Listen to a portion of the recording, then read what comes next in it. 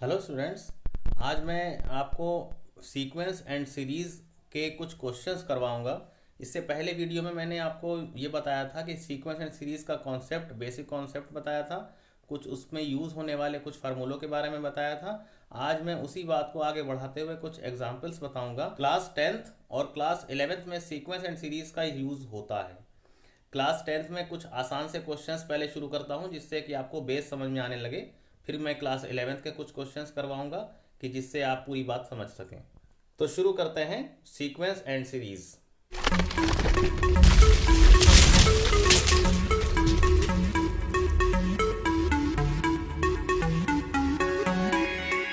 NCERT class 10th में chapter का नाम है एपी, अर्थमेटिक प्रोग्रेशन, और इसमें एक्सरसाइज 5.1 से मैंने क्वेश्चन लिया है जिसमें लिखा है write first 4 terms of the AP when the first term a and the common difference d are given as follows. यानी कि इसमें 4 सवाल मैंने लिए एग्जाम्पल के लिए, जिसमें हर क्वेश्चन में दो दो चीज़ें दी हैं। ए की वैल्यू 10 दी हुई है, डी की वैल्यू 10 दी हुई है। तो पता यह करना है कि इसमें स्टार्टिंग के 4 टर्म्स क्या होंगे। वैसे तो एपी के अंदर बहुत सारे टर्म्स हो सकते हैं, जितने पूछे जाएं उतने निकाले जा सकते हैं। तो फर्स्ट क्वेश्चन को ले लेते हैं। एपी के बारे में ये आपको फिर से बता दूं एक बार कि एपी में कॉमन डिफरेंस जो होता है वो सेम होता है। यहाँ पर डी का मतलब होता है कॉमन डिफरेंस। तो कॉमन डिफरेंस को अगर पहले वाले टर्म में जोड़ते चले जाएं तो उसके अगले वाला टर्म आता जाता है। यानी कि पहला नंबर तो खुद है 10, यानी कि ये फर्स्ट टर्म कह लीजिए, चाहे इसको A1 कह लीजिए। इसीलिए इसके बाद A2 निकालेंगे। A2 का मतलब होता है इसका अगला टर्म। अगला टर्म का मतलब होता है इस वाले टर्म में D को जोड़ना। तो उस हिसाब से बन जाएगा A1 कितना है, 10 है, और D खुद भी 10 है। तो 10 + 10 20। यानी कि इसका अगला टर्म यानी कि A2 जो होगा वो 20 होगा।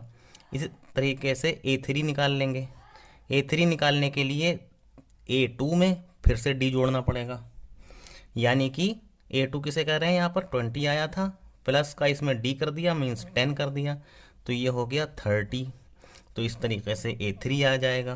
फिर A4 निकाल सकते हैं। A4 का मतलब आपकी A3 में D को ऐड करेंगे, तो A3 में जब D ऐड करा गया मतलब कि 10 ऐड किया गया तो A4 आ गया। A4 का मतलब A3 वैल्यू 30 थी, प्लस में इसमें 10 कर दिया, तो 30 + 10 मीन्स 40 हो गया। ये इससे A4 आ गया।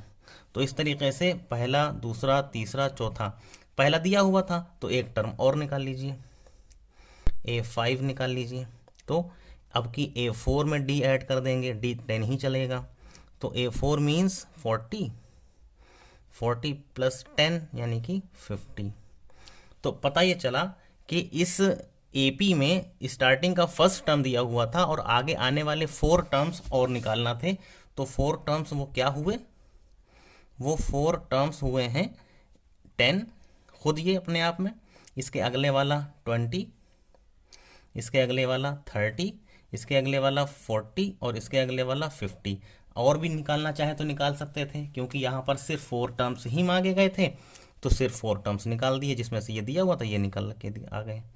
तो ये देखने से बहुत आसानी से समझ में आ सकता है कि कॉमन डिफरेंस सेम होना मतलब जितने भी टर्म्स निकाले गए हैं वो सब सेम डिफरेंस के बाद आ रहे हैं। 10 के बाद 20, 10 का डिफरेंस, 20 के बाद 30, 10 का डिफरेंस, 30 के बाद 40, 10 का डिफरेंस, 40 के बाद 50, 10 का डिफरेंस, मतलब सब में 10 10 का डिफरेंस है।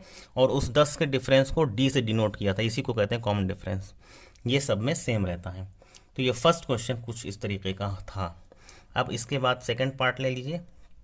सेकेंड में लिखा है ए की वैल्यू इसमें -2 है, डी की वैल्यू 0 है। डी की वैल्यू 0 होने का मतलब ये हुआ कि इसमें तो डिफरेंस ही नहीं है कहीं भी। डिफरेंस यहाँ देखिए 10 था तो अगले टर्म में 10 जोड़ने से आया, फिर उसके बाद 10 जोड़ने से आया, फिर उसके बाद 10 जोड़ने से आया, लेकिन यहाँ पर डिफरेंस ही नहीं है।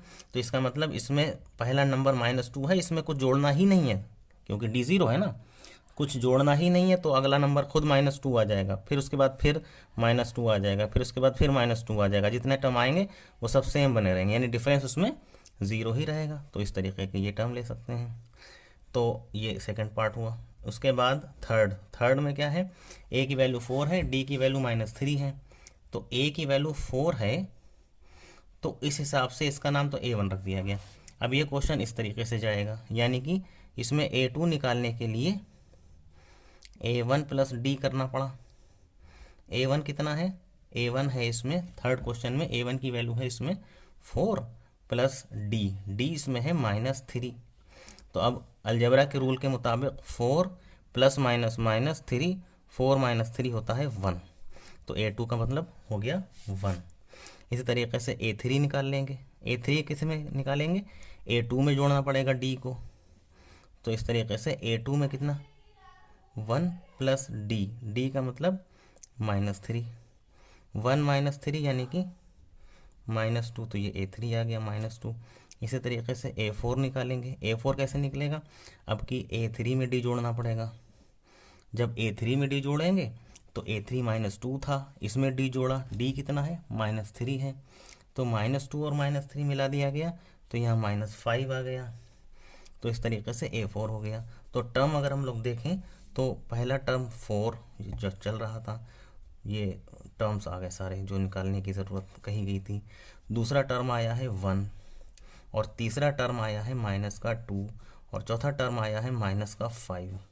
तो यही वो AP के 4 टर्म्स हो गए।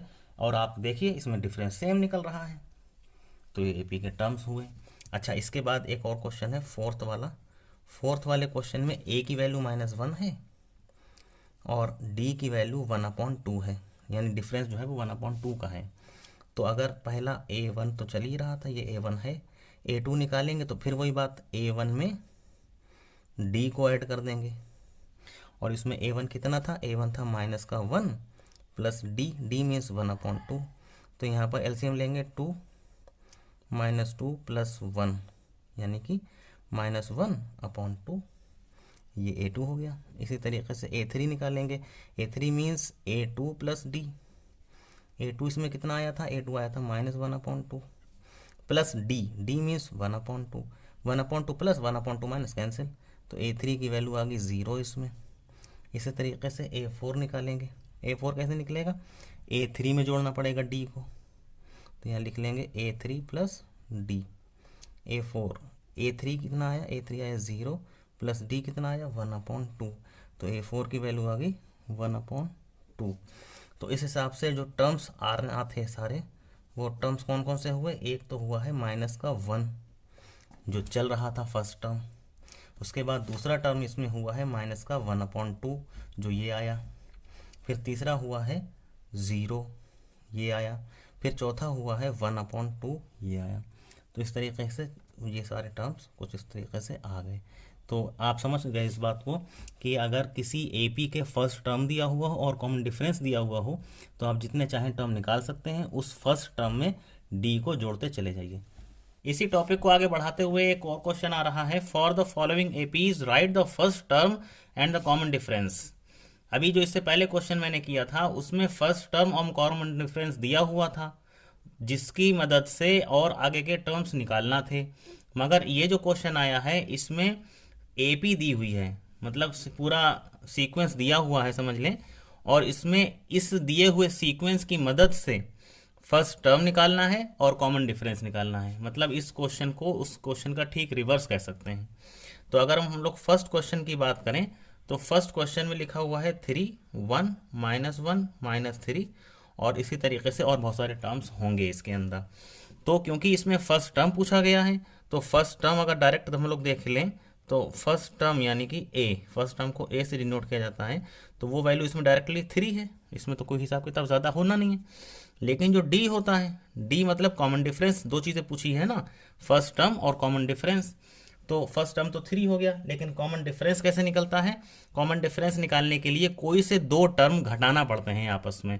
मतलब अगला टर्म माइनस पहला टर्म, जैसे मिसाल के तौर पर 1 और 2 ले लें तो 2 - 1 कर लीजिए तो D आ जाएगा, या इन दोनों को ले लिया जाए तो ये माइनस ये कर लें तो D आ जाएगा, या इन दोनों को ले लें ये माइनस ये कर दें तो भी D आ जाएगा। मतलब अगले टर्म में से पहला टर्म माइनस करेंगे कोई से 2 टर्म में तो D आ जाएगा। तो अब यहाँ पर मैं आपको दिखाता हूँ फर्स्ट टर्म और सेकंड टर्म को घटा के दिखाता हूँ, यानी कि 1 - 3 करने से होता है -2, तो ये D हो गया। तो इसका मतलब D की वैल्यू -2 इस सवाल में हुई और A की वैल्यू 3 हुई इस सवाल में। इस सवाल में 2 बातें पूछी गई थी, फर्स्ट टर्म क्या होगा तो ये हो गया 3 और डी क्या होगा, वो हो गया -2। बस इसी तरीके से इसका सेकंड पार्ट देखें। सेकंड में लिखा है -5, -1, -3, -7 dot dot dot dot dot. इस क्वेश्चन में लिखा है -5, -1, 3, 7 डॉट डॉट डॉट। तो अगर हम लोग इसको देखें तो इसमें फर्स्ट टर्म जो है वो -5 है, और डी जो निकलेगा, डी निकलेगा सेकंड, या -1 कर लीजिए, या थर्ड माइनस सेकंड। अब हम आपको थर्ड माइनस सेकंड करके दिखाते हैं। तो यानी कि A3 -A2 करने से भी डी आ जाता है, या इसको आप A3 ना करके A4 -A3 कर देते हैं, रिजल्ट एक ही जैसा आता। क्योंकि कॉमन डिफरेंस का मतलब कॉमन उसको कहते ही इसलिए हैं क्योंकि वो तो किन्हीं से भी कोई से भी दो टर्म लेके लाया जा सकता है। तो यहाँ मैंने A3 -A2 कर दिया, A1 A2 A3, A3 means 3 minus A2 means -1। तो ये हो गया 3 माइनस माइनस प्लस 1 यानी कि 4। तो इसमें डी जो है वो आ गया 4। ठीक है, ए की वैल्यू आ गई -5। दो चीज़ें आई निकल के। इस तरीके से भी किया जा सकता था। इसको A4 -A3 करके करते अगर तो A4 ये है 7, 7 -3 करते तो भी 4 आ जाता। तो ये बात भी ठीक है।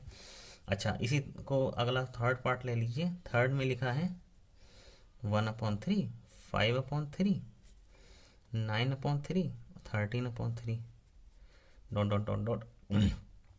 ए मतलब direct 1/3, no problem. D means आपकी मैं आपको A4 -A3 करके दिखाता हूँ।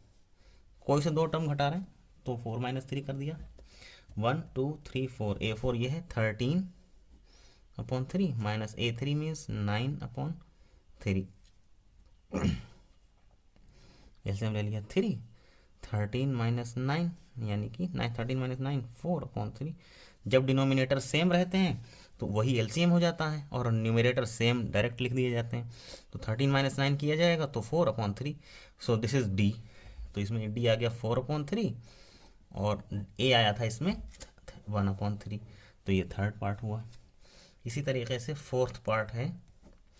फोर्थ पार्ट में लिखा है 0.6, 1.7, 2.8, 3.9 और डॉट डॉट डॉट डॉट। तो यहाँ डी ए निकालेंगे जब तो फर्स्ट टर्म यानी कि 0.6, और जब डी निकालेंगे तो फिर वही बात, किसी को भी घटा लीजिए। यहाँ ले लिया A2 - A1, तो A2 कितना है 1.7 माइनस A1 मीन्स 0.6। तो 7 - 6 यानी कि 1, 1 - 0 यानी कि 1, तो 1.1। This is D, this is A आ गया और डी आ गया। तो ये क्वेश्चन, इससे पहले वाले क्वेश्चन में सीरीज दी हुई, मतलब एपी दिया हुआ था यानी कि सीक्वेंस दिया हुआ था, तो उसमें ए और डी निकाला गया। और इसमें एपी दिया हुआ है तो उसमें जो है फर्स्ट टर्म निकाला जा रहा है और डी निकाला जा रहा है। ये क्वेश्चन एक दूसरे के रिवर्स हैं, समझ लीजिए। उसमें फर्स्ट टर्म और डी दिया हुआ था तो उसकी मदद से एपी निकाला था, मगर यहाँ पर एपी दिया हुआ है तो उसकी मदद से ए और डी यानी कि फर्स्ट टर्म और कॉमन डिफरेंस निकाला गया।